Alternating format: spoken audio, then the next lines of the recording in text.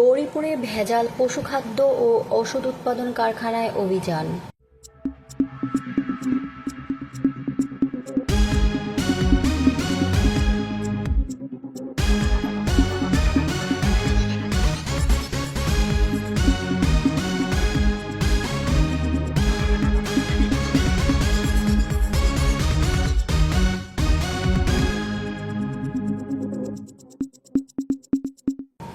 বিস্তারিত দেখুন ময়মনসিংহ থেকে আবুল কালাম আজাদের ডেস্ক রিপোর্ট।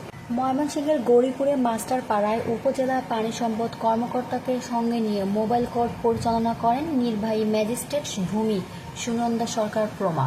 উপজেলা প্রাণী সম্পদ কর্মকর্তা বলেন, এই উৎপাদনকৃত ঔষধ যদি কোনো পশুকে খেতে দেওয়া হয় তবে সেই পশু বিষক্রিয়া হয়ে মরে যাবে। পানি সম্পদ কর্মকর্তা ভারাক্রান্ত হৃদয় নিয়ে বলেন, কোনো সচেতন মানুষ এরকম জঘন্য কাজ করতে পারে না। উৎপাদন লাইসেন্সবিহীন ভেজাল পশুখাদ্য ও ওষুধ উৎপাদন বাজারজাতকারী কোম্পানি হল সলিড ফার্মা। কোম্পানির মালিক মোহাম্মদ মুজাব্বির হোসেন খান, পিতা মোহাম্মদ নুরুল হুদা, মাতা মমতাজ বেগম। গ্রাম মুখুরিয়া ৩ নং অচিন্তপুর ইউনিয়ন নামীয় ব্যক্তি অনেকদিন যাবৎ মাস্টারপাড়ায় একটি ঘর ভাড়া নিয়ে ভেজাল পশুখাদ্য, ওষুধ উৎপাদন ও বাজারজাত করে আসছিলেন। ওষুধ আমদানি ও রপ্তানির বৈধ কাগজপত্র থাকলেও নেই কোনো উৎপাদন লাইসেন্স। বিদেশে ক্যারিয়ার গড়ার স্বপ্ন এখন আর দূরের নয়। অস্ট্রেলিয়া, ডেনমার্ক এবং নিউজিল্যান্ডের জব ভিসায় কাজের সুযোগ আপনার অপেক্ষায়। ২০২৫ সালে ডেনমার্ক সরকারের নতুন নীতিমালা জব ভিসা প্রক্রিয়াকে করেছে আরও সহজ এবং দ্রুত।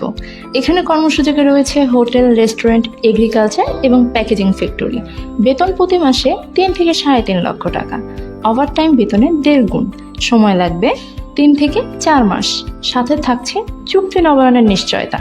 তাহলে আর দেরি কেন? আজই যোগাযোগ করুন আমাদের অভিজ্ঞ টিমের সাথে।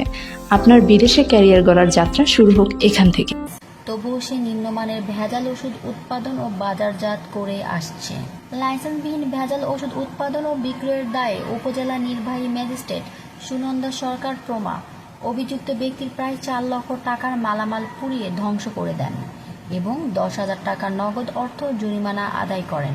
উৎপাদন লাইসেন্স না করে নতুন করে পণ্য উৎপাদন করা থেকে বিরত থাকার জন্য অভিযুক্ত ব্যক্তিকে নির্দেশ প্রদান করেন।